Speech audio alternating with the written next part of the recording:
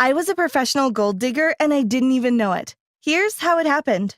Growing up, my family wasn't rich. We weren't poor, but we were at the point where we just couldn't buy nice things. Throughout my childhood and adolescence, I never owned any luxurious items, like necklaces or diamonds or crystals. The most expensive thing I owned was my phone. And technically, that wasn't even mine. It was a hand-me-down from my older brother. So you can see, I never really had a taste of luxury. So when my first boyfriend in 8th grade bought me a golden necklace for our 1-month anniversary, I was ecstatic. I loved him so much more because of it. Finally, a piece of jewelry. Something I actually owned. I was so happy, and he could probably tell, because the next day he bought me another necklace. This one had little crystals all along it. He was quite rich, so he probably thought it was nothing. But I thought he was the best boyfriend in the world, and I wanted more and more of those jewelry pieces. The next week, we went to the mall, and we were passing by a jewelry store. I took my chance. I walked up to the display window and started to really stare at these earrings.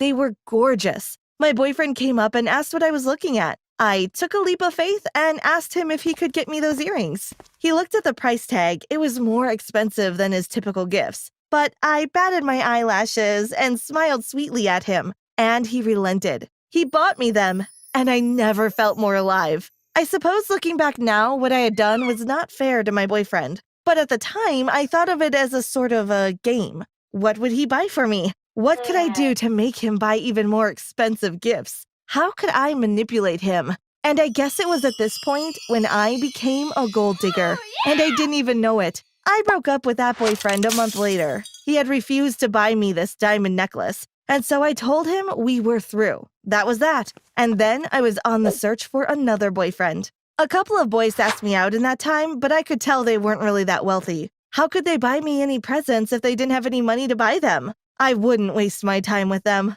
I found my next project. This was in the 10th grade, and he was a new kid who was absolutely loaded. I immediately started flirting around him, complimenting him, acting all nice, and it wasn't long before we started dating. Within a week, I had already managed to convince him to buy me a new pair of heels. And it went on like this for years. I would snag a boy, admire all the gifts he showered me in, then dump him if he couldn't continue giving gifts. Then on to the next one. When I left high school and began working, I started dating people, and they would give me jewelry, clothes, vacations. I loved all these presents. Sometimes, I admit, I wasn't overly fond of them as a person, but the gifts were so amazing. I just loved them too much to part with them, and so I would have to sacrifice my disgust of some of these men for the beauty of these presents. Like this one time, there's this guy who always said the word Geronimo, like literally every minute of the day. I thought I was going to go insane from spending time with him, but he did buy some really nice presents, so I put up with it. I found myself dating richer and richer men each time. By the time I was 25, I had raked up an enormous list of rich ex-boyfriends. I found myself staying in relationships I knew I wasn't comfortable in just for presents. I know that's bad, but at the time I was too infatuated with the presents. There was one boyfriend, Adam, who had a really hot temper. I admit I was scared of him sometimes, but he gave the best presents. Diamonds, expensive night outs, luxury trips. Adam and I went out to dinner one time, and he screamed at the waitress for forgetting to put ice in our drinks. I was so embarrassed, and I wished I could apologize to the waitress for his behavior, but I knew that would make Adam mad. People were staring at us. I wished Adam wouldn't be so hot-tempered. But later that evening, he gave me a huge diamond necklace, so I immediately forgave him. He must have cared about me if he gave me all those nice presents, right? But now I have a feeling he didn't. But then my patience and perseverance really was challenged when I finished work and walked home to find Adam kissing another woman. He was cheating on me. I was furious. I yelled and screamed at him, throwing all of his stupid gifts across the room, smashing glasses in my rage. He got mad too for my tantrum and said it was my fault. I couldn't believe him. At that moment, I couldn't believe I would date a guy like Adam. But then later that same night, I was in bed crying when he came in and said he was sorry, that he would never do it again. I told myself I wouldn't forgive him. But then he took something from his pocket and handed me a gorgeous diamond necklace. I couldn't help it. It was so beautiful. And as soon as my eyes landed on it, I just had to have it. So I told him I forgave him, even though in actual fact I hadn't, and I accepted the present. I know, I shouldn't have done that, but the person I was back then, I would do anything for a diamond. Anything. Adam and I continued dating, but then one day I stumbled upon a YouTube video on gold diggers. It was titled, How to Know If You're Dating a Gold Digger. I don't know why I started watching it, but I was intrigued, so I clicked on it. And I was shocked to find I possessed all the same qualities as these girls they called gold diggers. I wasn't a gold digger, though. I wouldn't do that, right? But then I realized I was doing all the same things. I was accepting gifts. I didn't love Adam, but I stayed anyway. I let him buy everything, pay for dinners, pay for trips. I also dressed up to please him. I was wary of any other girls seeking him because of his wealth. I was always anxious to marry to ensure he didn't leave me. Was I really a gold digger? My friends used to joke that I was, but was this true? I couldn't be. But as I sat in my bedroom looking around at all the presents in my possession, presents from all of my ex-boyfriends, and many more from Adam, I realized I was kidding myself. Of course, I was a gold digger. The question was, what would I do about it? I decided to push the thought away. As it so happened, the day I watched that YouTube video was the day of my birthday party. Adam was organizing it for that night, and I posted on my social media all about it. I wanted it to be the best birthday party ever. I told everyone and anyone to come whenever they wanted, and to bring however many people they wanted. We were going to have the time of our lives. Well, that's what I thought. I was at the party wearing this silky green dress Adam had bought me, and I was getting a drink at the bar. So far, tons of people had come, all of them with a present in hand for me. I was so happy. It may have been the happiest I'd ever been. Everyone was giving me presents. As I looked at the table full of presents, towering high, I totally forgot about my worries of being a gold digger. But then I froze, because across the room, wearing a suit and tie, was my old boyfriend from high school, the one from 8th grade. Then I flicked my head and saw my other boyfriend from 10th grade. Then more and more from all my years leading up to now. It seemed like all of my exes had come to my birthday party. I freaked. They were going to ruin the night. I was also scared of what Adam might do if he realized all of my exes were here. I turned around and cried out suddenly. They were all standing there. Literally, all 20 of them. What are you doing here? I asked in a trembling voice. Here, my 8th grade boyfriend said, handing me a wrapped present. Then all of the other guys followed suit, and I had a humongous pile of presents beside me. I was so confused. What? My 10th grade boyfriend spoke up. Please come back to me. You deserve a guy like me. I was silent, lost for words. Then my other ex-boyfriend from last year spoke. No, you deserve me. I'll buy you all the gifts you want. Then another. No, date me. Look at my wallet. I'll give you all of this money. Their voices rose into a cacophony of shouts and arguments and claims. They all started almost a sort of bidding war, asking for my hand to slip on diamond bracelets and necklaces. They wanted to bribe my love. I was so overwhelmed and I couldn't believe it. All of my exes were fighting over me. I didn't know what to do. I didn't know whether I liked it or not. Then I spotted Adam. His face was red with anger. He stormed over, screaming at them to get out of here. He started shoving them around. And then there was a brawl, and all of a sudden, they were moving towards the table full of gifts. I screamed out to be careful, but it was too late. They all collapsed onto the pile of gifts, crushing them all, ruining all of my beautiful presents. I started crying, sobbing with grief. My presents! Adam saw my tears and his face seemed to swell up with rage. She belongs to me, he screamed. Get out of here. The other guys seemed to take one look at his face, at his clenched fist, his bulging veins, and they left. Some of them managed to sneak me numbers on their way out, but the others just walked away, and I was left there with Adam and the rest of the party guests staring at me. I felt humiliated.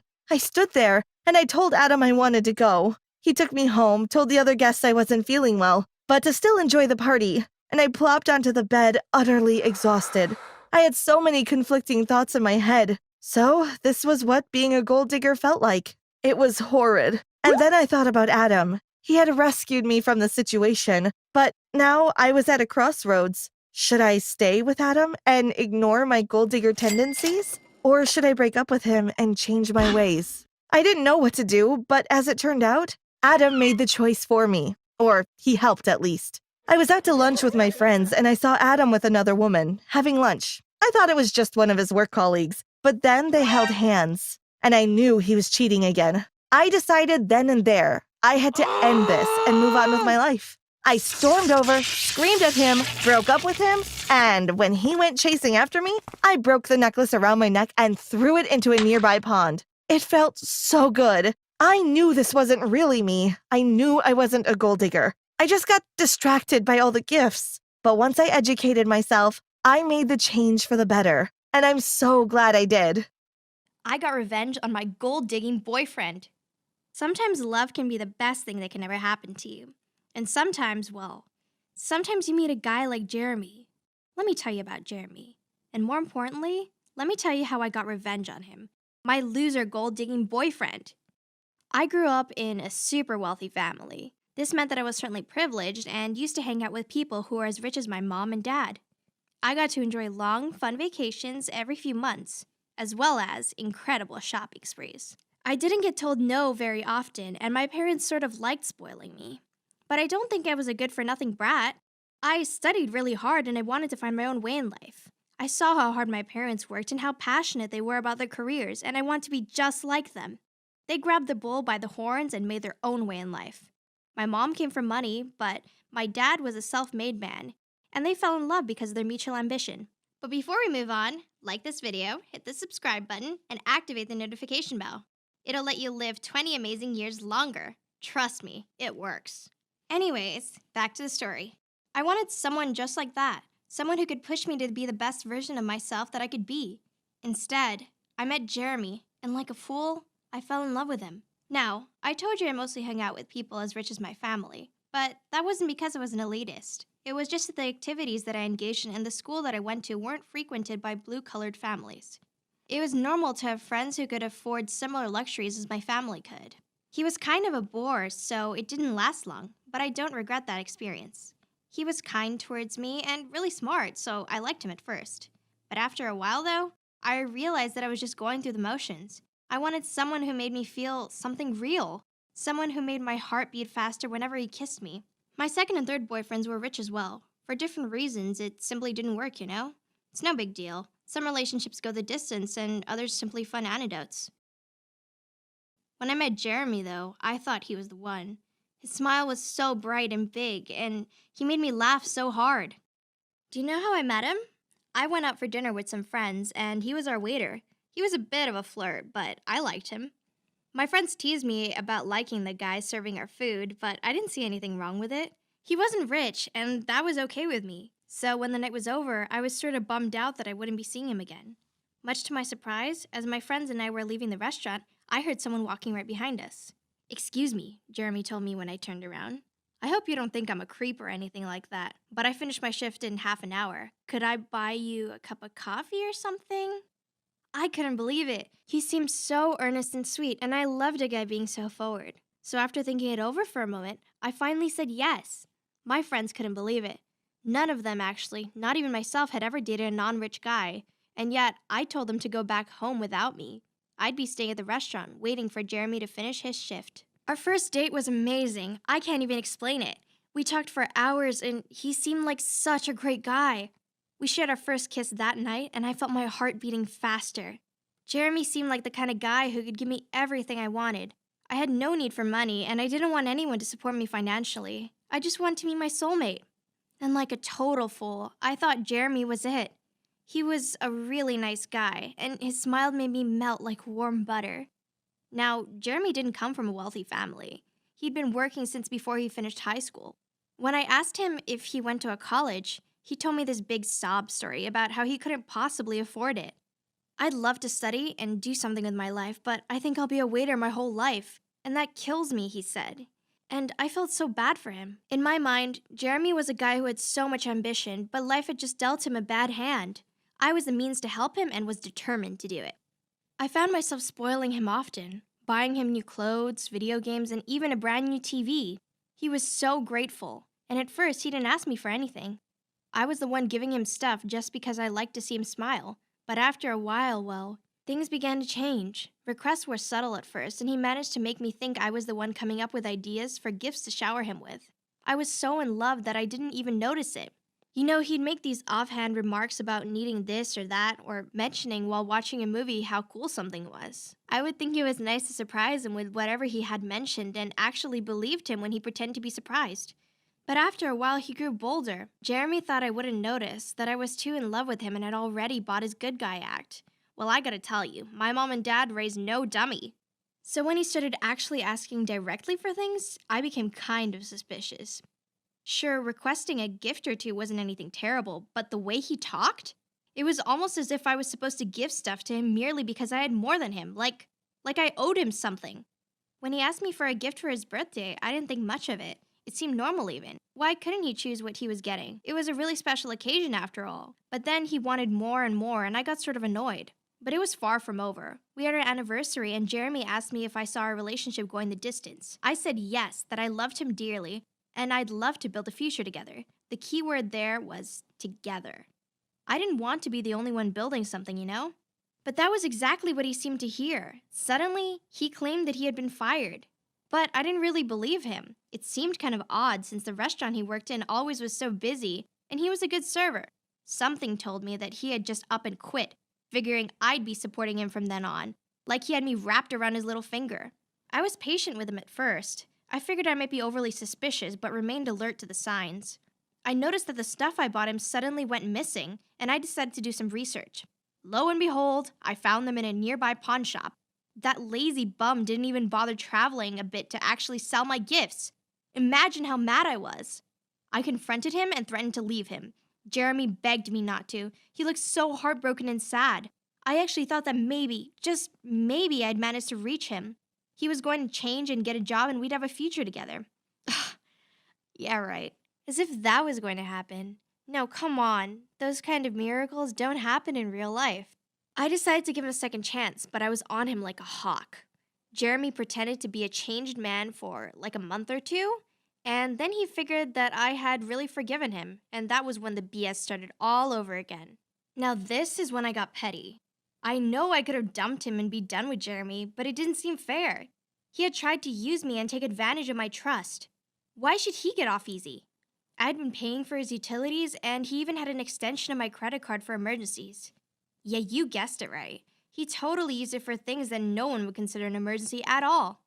I decided to shut off all utilities at his apartment, or should I say my apartment, because, yeah, I was paying the rent.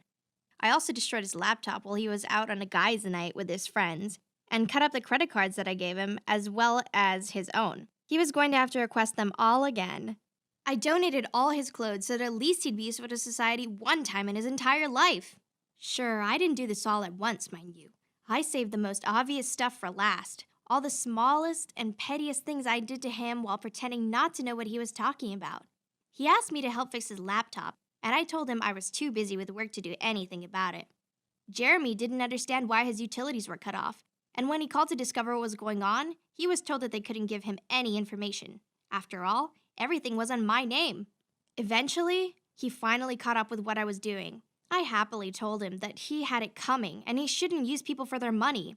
He was stunned and tried to pretend that he didn't love me because I was rich. "Babe, you're my entire life," he cried out. But I wasn't going to be giving him another chance. You know the saying, fool me once, shame on you. Fool me twice, shame on me. He begged and pleaded, but I was done with him. Ever since that moment, his life went absolutely downhill. Jeremy had gotten too used to not working and just doing nothing all day like a couch potato. So he didn't do well on any of the lame jobs that he tried to get. Last I heard of him, he was living at a friend's house and was already overstaying his welcome. He keeps asking me to borrow some money to get back on his feet on Facebook, but I never reply. You might think I was way too mean, but I have no regrets. I gave him a chance to change his ways or move on, and he decided to try and manipulate me. I don't appreciate a guy playing with my feelings just to get a free ride. I hope that Jeremy learned his lesson and doesn't try to gold dig his way into another apartment. But honestly, I think he's too foolish for his own good. He's still super cute, and that can get a girl like me to fall for him for a year or two. But then he'll be right back to square one, and his good looks aren't going to last forever. Thanks for watching. What's the worst revenge you've taken against someone who wronged you? Let us know in the comments. Do you think I went too far with what I did to Jeremy? I'd love to read your opinion. Please don't forget to subscribe and check out other videos on the channel. I know, it sounds bad. It's not a nice thing to do, baby trapping a boyfriend into staying in your life, but that's exactly what I did. My name is Amelia, and I'd like to let you know how I came to do something so drastic. I hope that once you know my side of the story, you won't still think I'm some kind of monster. Ever since I was a young girl, I've always wanted to be a mom. I would play with my dolls all the time and pretend they were all my daughters and sons. You see, I was my parents' only child, and they refused to give me any brothers or sisters. I pled and pled, but it was no good. They were determined. But before we move on, like this video, hit that subscribe button, and activate the notification bell. This will let you live 20 amazing years longer. Trust me, it works. They said they only needed a single daughter, and they loved me so much. Why expand our family any further? Plus, mom and dad didn't have any siblings either, so I didn't even have any cousins to play with. All my friends from school had big, happy families. When I arrived home, I only had my parents to keep me company, and they were frequently too busy with work to pay me any attention. So I grew up being a really lonesome child. I did have friends at school, but that just wasn't enough for me. Something was missing. My toys and dolls became my children, and my family suddenly expanded. It wasn't real, but it was something. Mom used to say that I had an overactive imagination and that I would overcome my obsession with large families eventually. But I never did. Every single time I met someone new, I asked about their siblings and got super jealous if they had any. I wanted to know everything about how that felt like, and perhaps I might have made a few people a bit uncomfortable with my questions. Now, I'm not saying I'm some kind of crazy cat lady, but with siblings and children instead. I want to have just 3 or 4 kids, nothing else. It's not like I want 12 babies crawling around my house. But still, it's something that clearly marked my childhood, and I couldn't imagine growing up into an adult and continuing feeling so alone. So when I met the guy who'd become my boyfriend, Kyle, I wasn't too sure he was the right guy for me. After all, we were both kind of young, and teenage boys don't usually know if they want a big happy family or just have a nice time. When Kyle asked me out, I said, not at first. He kept insisting, though, telling me he had fallen for me at first sight and that I was a girl for him. He romanced me, and bit by bit, I began falling in love as well. So eventually, we began dating, and soon enough, it was official. We were boyfriend and girlfriend, and even made plans to go to the same college after we graduated. I told Kyle how important the idea of having a baby soon after I began college was, and at the time, he agreed with me. I don't really think that he was lying. After all, he did seem to like children, but it was more that he figured there was more time to grow up in that way. He probably thought that I was just fantasizing, but that I wouldn't really demand to have a baby right out of high school. Well, that's where Kyle was wrong. After being accepted into the same college, Kyle and I moved into an apartment close to the campus. It was comfortable and lovely, and we could study a whole lot there. Or at least, that was the intention. Because Kyle suddenly seemed to realize how fun parties could be when he wasn't under his parents' thumbs. Oh boy, that was when things started to get messy. I've always been super responsible and love that Kyle enjoyed studying as much as I did. He was a straight A student back in high school, and I figured that wouldn't change when he entered college. But suddenly, he seemed to be more interested in going out drinking and dancing than waking up early for an exam. I was worried about him. But that was far from the most shocking realization. When I told him that one of the couples we knew back from high school were expecting their first son, he shivered and told me, "Oh man, they're ruining their lives. They should have waited at least 5 years before doing anything like that." I couldn't believe what I was hearing. I had told Kyle loud and clear before we even moved together that I wanted a child of my own, soon. When I reminded him of that fact, he just laughed and brushed me off. "Surely I wasn't serious, right?" he asked. But I was. And so the constant arguments and bickering began. We used to get along so well, but from the moment that I realized he didn't want children yet, well, everything became a big mess. I kept begging him to go through with what he had promised me. Kyle told me he would. He absolutely wanted to have kids with me, just not yet. Maybe after we graduated, most likely after we both had gotten great jobs. I couldn't possibly wait that long. I needed a child right that instant, and it wasn't fair that other couples we knew were getting pregnant, and I had to wait. I had been super patient all throughout high school. I knew I was too young back then, but now it was the right time, and I didn't want my boyfriend to be the person stopping me from fulfilling my dreams.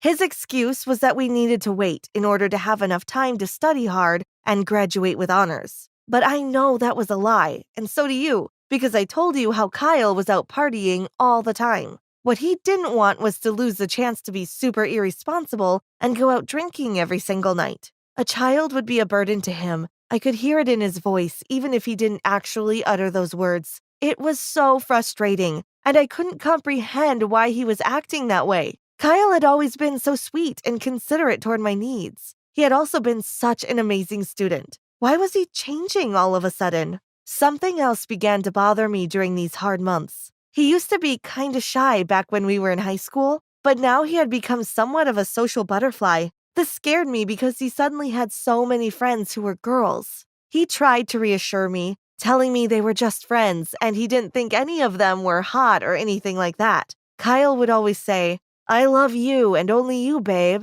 Stop being so jealous." I'd never cheat on the love of my life. And that sounded so sweet, sure, but something sounded kind of fake about it. I knew that he loved me. I didn't doubt this fact because I saw it in his eyes and in the way he kissed me. But college and partying was changing my Kyle. And what would happen if one night, drunk, he ended up messing up with a girl? Then I'd lose him forever, and I couldn't allow that to happen. So that's when that perfect idea came to mind. The solution to both my problems. Yeah, I know it's messed up and all, but at least it would give our relationship a spark. I knew he wanted one too because he had told me so. Kyle was just scared and too mesmerized by the fun parties to remember who he really was inside.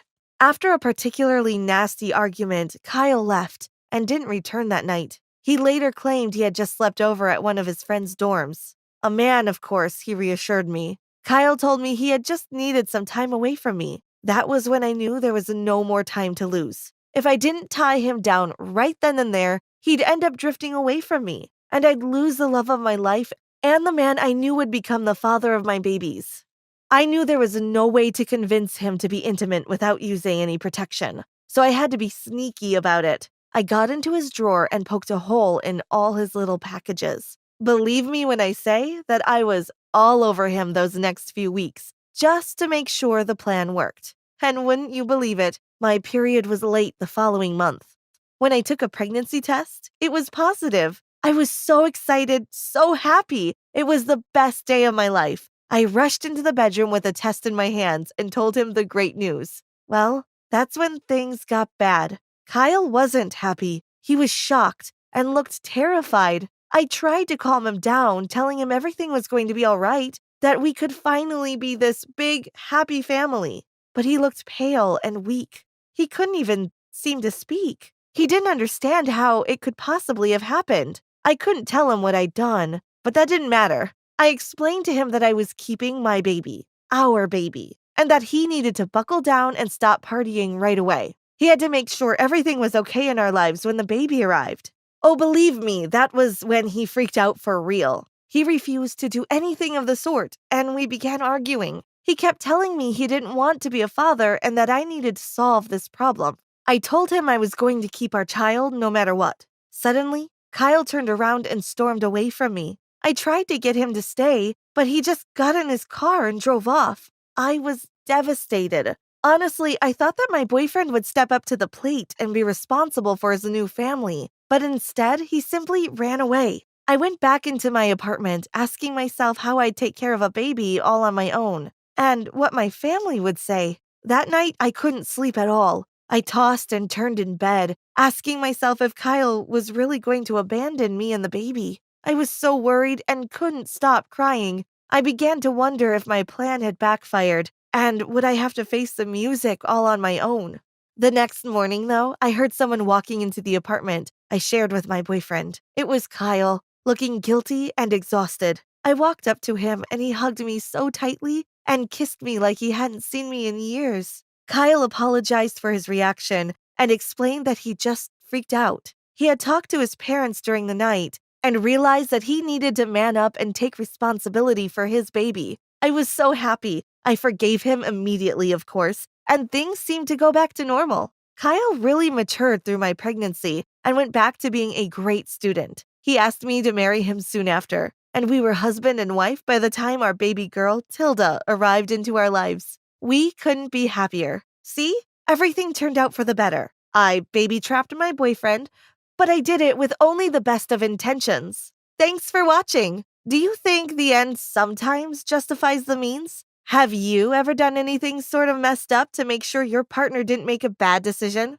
Let us know in the comments. Please don't forget to subscribe and check out other videos on the channel. I grew up poor, and when I say poor, I mean poor. I was homeless. My parents had abandoned me when I was just a toddler. My uncle had managed to raise me himself, but eventually he died when I was just 13 years old. I didn't want to move into a foster home, and definitely not an orphanage, so I decided to run away. I learned to live on my own, and I managed to get by, but it was hard, very hard. Let me tell you my story. Before I go on, make sure you like and subscribe and hit that notification bell so you don't miss out on any more crazy stories. It was hard learning how to survive on my own. I only had a few belongings and no money at all.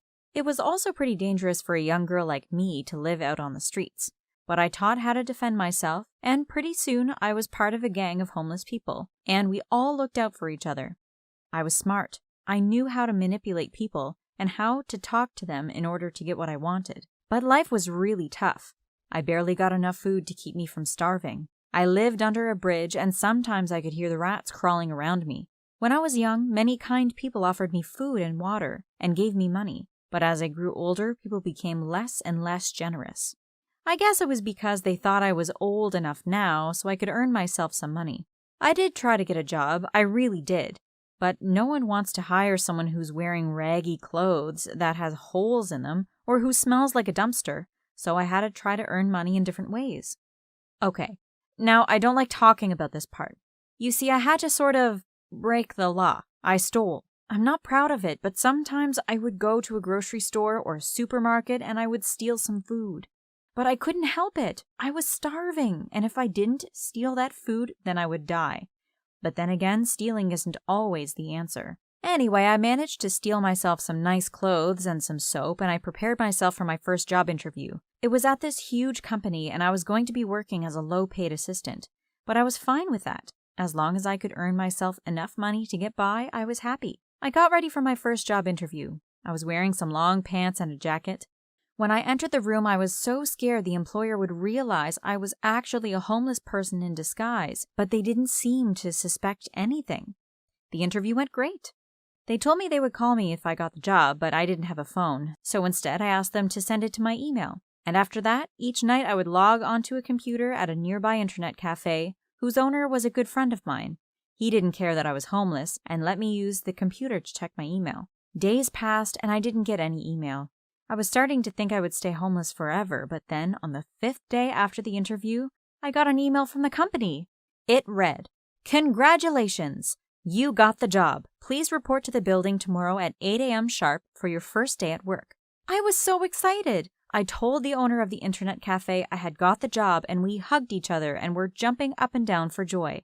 Then I returned home, or rather the pile of cardboard boxes that I called home, and told my friends who were homeless too. Some looked jealous, but a lot of them were so happy for me. Finally, I was going to earn some money. The next day I got ready wearing the same clothes as before, and I even made sure to wash myself in the river nearby, so I didn't smell on the first day at work. I walked over to the building since I had no car, and I couldn't afford a ticket for a bus, so I was kind of sweaty when I arrived. But the first day went fine. It was really easy. All I had to do was type up some number sheets and basically work as the boss's assistant, printing stuff, getting coffee, organizing meetings. It was pretty fun, too. I worked like that for a few months, and things ran smoothly. My boss was really nice, too, and I could tell he was super rich. For lunch every day, he would have some sort of expensive meal. One time, I saw him eating a bowl full of caviar. No one suspected I was homeless. As far as they were concerned, I was just a normal assistant with a normal house and a normal life. After a year of saving, I finally got enough money to rent a small place for myself. I was sad to say goodbye to my homeless friends, but I was also so happy to be able to actually live independently and earn money. For the first time in what seemed like forever, I had a roof over my head. But I still wanted more. I still wanted to earn more money. I still wanted more things, more objects, more possessions. I got greedy. And so I decided there was another way of earning money. A less honest way, but effective nonetheless. I could try to become a gold digger. I know, what a terrible idea. But at the time, I was desperate for more money. And plus, there was a lot of wealthy guys at my workplace. There were so many opportunities to get money from them, so I decided to take it. First, I decided to practice with one of my colleagues. I actually searched online how to be a gold digger, and it said it was all about seducing them. Be charming, laugh at their jokes, even if they're not funny, and make sure you're really loving if they buy you anything so that you train them to buy you stuff again. Like a dog almost. My first practice was with a guy called Tony. He wasn't really rich, but he was well off. Richer than me, at least. I walked up to him one day and I complimented him on his tie. "That's a really nice tie. You look so cute in it." I smiled at him and batted my eyelashes. "Oh, thanks, Lola. It's pretty cheap. I got it at a yard sale," he replied. That was my cue. I started laughing a lot, even though that joke was really bad, and Tony seemed all embarrassed. But he was looking at me differently now, and I believed I had him under my snare. After that, it was easy peasy. I asked him out, and we went on several dates, and finally he started buying me gifts. First, a bouquet of flowers, then some jewelry, then we'd go out on holiday together. I was living the sweet life. Now, I didn't actually love Tony. He was pretty boring. But I loved his money, so I was fine with sacrificing my romantic life if that meant I had more money. But then Tony wanted to marry me. Now, like I said, Tony wasn't super rich. He was only slightly above average, and I had already planned my next action. I was going to go for the biggest of the lot, the richest of the richest, my boss. The thing was, my boss, Michael, already had a girlfriend at the time, so I needed to make a plan to break them up, and I had a good idea of how I could do that. You see, my boss's girlfriend and I look pretty similar. We have the same brown hair, same tall figure, same dark eyes. Both of our names even started with an L. Mine, Lola, and her name was Lily. Anyway, I had created a plan to frame her for cheating on Michael, and she was going to be kissing my boyfriend, Tony. Sounds confusing? Well, let me show you how I did it. First, set up a camera in a room at Tony's house while he was away. Then I asked Tony to come into the room. Beforehand, Lily had visited my boss at work, and she had left her jacket behind. I stole it, and I was wearing it now. Then I suddenly kissed Tony with the cameras recording everything.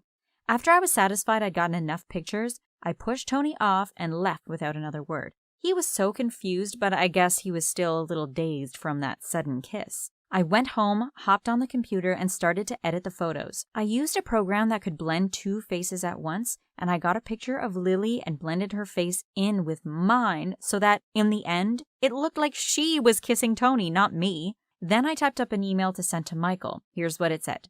Michael, hi, it's Lola, your assistant. I know this may be hard to believe, but I've caught your girlfriend Lily cheating on you. You may be wondering how I know this. Well, I know because she's been cheating with my boyfriend Tony. I've attached some pictures of them kissing. I caught them kissing when I walked into the room and had my phone with me, so I immediately snapped a few pictures as proof. I thought it was best if you knew. I know this sounds weird, but would you want to meet up for some coffee tomorrow? We could have a little chat. Warm regards, Lola. The plan was in motion. Michael replied back a few minutes later saying how shocked he was and that he was glad that I told him. He said he would be happy to meet me for coffee. The next day, he told me he had confronted Lily about it. She pretended it didn't happen, said Michael. And when I showed her the photos, she still said it didn't happen, even though the proof was right there. I can't believe this. I thought Lily was the one. Don't worry, Michael, I said and smiled at him with my most charming smile. You'll find someone new sooner than you may think. I saw him blush then, and I knew I had him wrapped around my little pinky. Pretty soon we were dating. He soon forgot about Lola, and he was treating me with all sorts of gifts. Things were going great. He was pretty nice too, and I think I actually liked him back. Then came the next phase of my plan. I needed to marry him. I kept hinting at him that I wanted to get married really soon, and then we had a romantic dinner at a fancy restaurant where I was pretty sure he was going to get down on one knee. And sure enough, he did. I said yes immediately, and then someone appeared at our table, and my plan was ruined. It was Lily. "Michael," she said, "don't marry this liar. I was framed for cheating on you." What? Michael was so shocked. "Don't listen to her, Michael. Trust me," I said. But then Lily pulled out a photograph, and I knew the game was up. "Look," Lily showed Michael the image. "This photo has been edited, and see this scar here on this person's hand? I don't have that scar." She suddenly grabbed my hand. "But Lola does. Michael, please, you have to trust me. Lola framed me." Well, that was it then. Michael was furious at me, and he immediately took the ring off my finger and told me we were through. Michael and Lily got back together. I, of course, was fired from my job, and I'm now very poor. I guess my plan to trick a billionaire into marrying me backfired. I'm poor, but I have hope. I'll find a way to make money again. Hi, my name is Camilla, and I can't believe I have to say this, but my father actually values money more than he loves me. Growing up, I was a real daddy's girl. I loved hanging out with him, and he'd take me to so many fun trips. We had a great relationship. He works as a software engineer and knows a lot about computers, so he spends a lot of time online. He is also an amateur photographer, or so I thought. It turned out that the reason why he was always taking pictures of me was not as innocent as I believed. Dad would take me to the zoo, the park, or any other fun location and ask me to pose for pictures. Of course, I did as he asked me, and it was always so much fun. I loved seeing how the pictures turned out, and we'd have a great time browsing through them later on. Dad always told me that I grew up so fast, and he wanted to be able to have memories of when I was younger. It was so sweet, and I really did believe him. Why would a daughter doubt her dad has her best interests at heart? No matter where we went, he would always take pictures of me. Not just one or two, but dozens. He kept asking me to pose on different parts of the park or the zoo or anywhere else we were visiting. As I grew up, he even began buying me the most beautiful outfits. I thanked him so much and was happy to have new clothes almost every single week. So when he asked me to take new pictures, you can imagine that I was quick to comply. After all, he spoiled me with so many gifts, and I loved seeing him happy. Once in a while, I would sit in the living room and open one of my dad's many old photo albums. There were so many of those, and I loved checking out how I looked back when I was a kid, especially after I became a teenager. I had so many fond memories of those times, and Dad would sometimes sit with me and we'd reminisce on our adventures. I have to admit that by the time I turned 17, I began finding my dad's insistence of taking pictures of me all the time kind of weird. Sure, it was cute and fun when I was little, but now I was almost an adult, and he wanted to take pictures of me constantly. I was hesitant to confront him about it, since it made him so happy, and I loved my dad, but it was kind of awkward, honestly. In the end, I decided to just go with the flow and told myself that Dad was a bit quirky. That was it. It turned out Dad wasn't just fond of photography, he was using me for money, and I never knew about it. When I turned 19, I decided to Google myself. It was something everyone I knew was doing, and I thought it would be funny to see what I could find about myself online. I wasn't sure what I'd bump into, but I certainly never expected to discover a whole website dedicated to pictures of me. I completely freaked out. The more I saw, the worse it got. It wasn't just one picture or two, but hundreds, perhaps even thousands. And the worst part was, most of them I had never posted online. That meant that someone had found the original pictures and uploaded them without my permission. There were even calendars being sold on that website, and people bought a whole lot of them. The more I looked at the pictures, the more I began to recognize when they were taken. There was only one person who had access to that astonishing number of my pictures: my dad. Of course, I figured out that Dad would never do this to me, so I thought someone might have hacked his accounts. I began to search online, and after hours of investigating, the results left me feeling horrified. My dad was the owner of the page, so there wasn't any doubt that he was the one behind all this mess. I was, of course, incredibly mad. Wouldn't you be furious as well? I felt betrayed and used. I had trusted my dad and posed for all those pictures, and he was selling those online behind my back. Immediately, I confronted my father, and he looked at me as if I was being irrational. He explained that he didn't need permission to post those pics since he was my dad and I was a minor in most of them. I demanded he remove all the photos and was shocked when he refused. I was completely livid. I told him I could never trust him again. He only seemed worried about the pictures. He actually offered to give me money in exchange for the rights of every single picture he took of me in the past. Dad even wanted me to keep posing for new photos.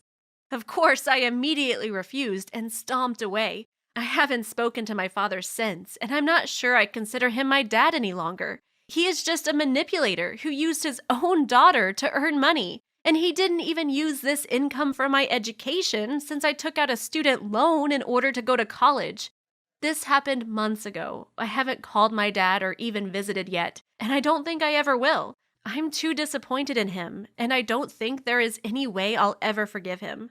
What do you think? Would you be mad if your mom or dad did something like this to you? Let us know in the comments. Thanks for watching. Don't forget to subscribe and check out other videos on the channel.